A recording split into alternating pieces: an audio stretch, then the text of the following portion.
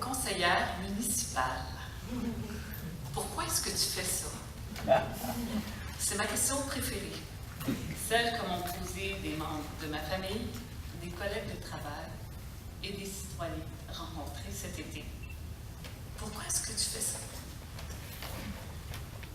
Question que je dois me poser moi-même chaque jour. Je me considère comme une indignée discrète.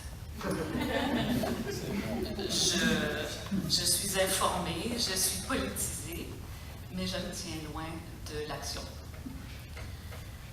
L'élément déclencheur dans mon cas, c'était la consultation publique sur la conservation des milieux naturels.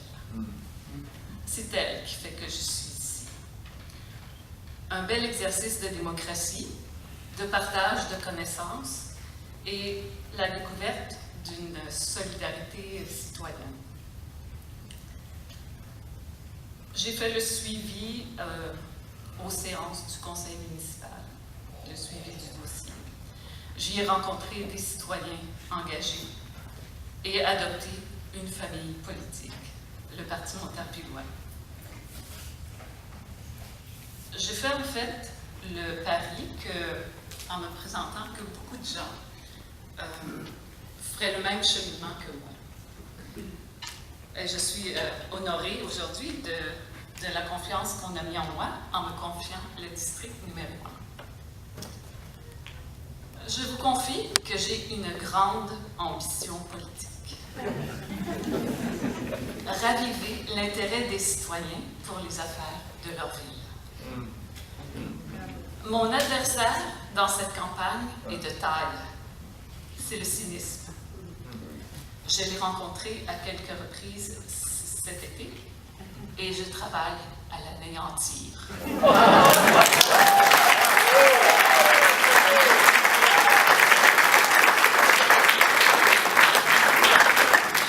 Mais comment?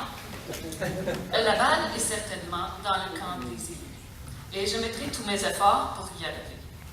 Je compte être très présente tout au long de mon mandat, et pas seulement en campagne, lors d'assemblées publiques que nous nous proposons de faire, mais aussi en solo, comme cet été.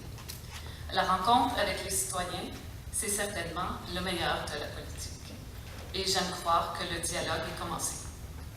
Un premier contact et déjà de bonnes idées m'ont été transmises tout spontanément. J'aimerais entretenir aussi un meilleur échange entre citoyens, participer à entretenir un meilleur échange entre citoyens, pour que nous puissions administrer, non pas toujours en réponse à des groupes de pression, à des pressions de groupes ou d'individus, mais au profit du plus grand nombre et du bien commun. Une notion qui s'est perdue un peu en cours de route. Milieu de vie. C'est un petit fourre-tout. Mais la solidarité dont je parle m'amène à rêver de culture pour notre ville. La culture, enrichissement par la connaissance, expression artistique individuelle, créativité et plaisir. La vie culturelle a besoin de lieux et d'espaces propices à son épanouissement. Et ces espaces rassembleurs nous manquent terriblement. Un exemple, la bibliothèque, dont la rénovation tarde tant. Pourrait-elle s'intégrer dans un chantier plus vaste de centre culturel au cœur du village? Cette proximité nouvelle d'un centre culturel serait certainement extrêmement revitalisante. J'achète!